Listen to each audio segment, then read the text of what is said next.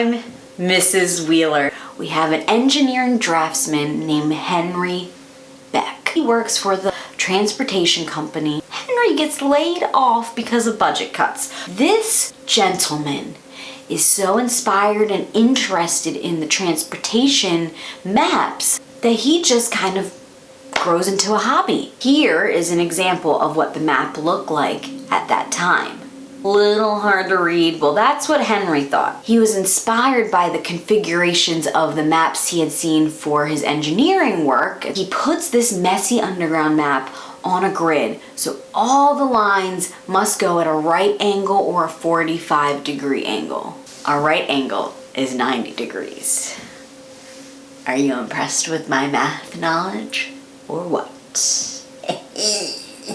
The biggest change he made was that each station was shown where it fell in line in the system, as opposed to being shown geographically how far it was from the previous stop. Remember that typeface we talked about that Edward Johnson created? Henry Beck applies that typeface to his map to give it this very easy, geometrically aesthetic design. In 1933, Henry Beck completes the map. He's probably so excited, he sends this map that he knows is revolutionary off to the transportation companies.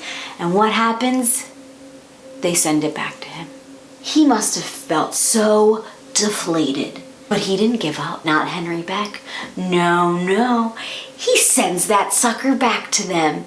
So what do? They say, all right, buddy, okay.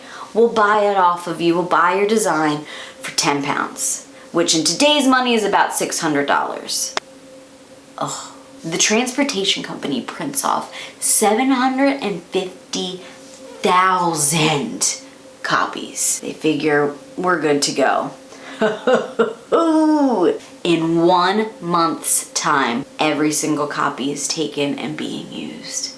That disappointment that Henry Beck felt to now feeling absolute joy to know that his design was helping people utilize the London Underground.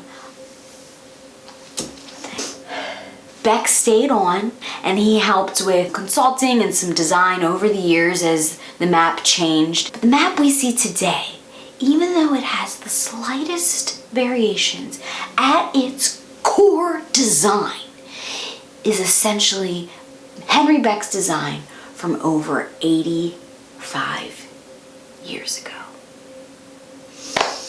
Kudos to Henry Beck and the London Underground for paving the way for us to not pull our hair out when we're figuring out what stop we have to get off on. There is no homework this week. I do encourage you, if you live near a major city and you're on the subway or the underground, take a closer look at the map and think of good old Henry Beck. Or maybe there's a map in your area that could use a little redesigning.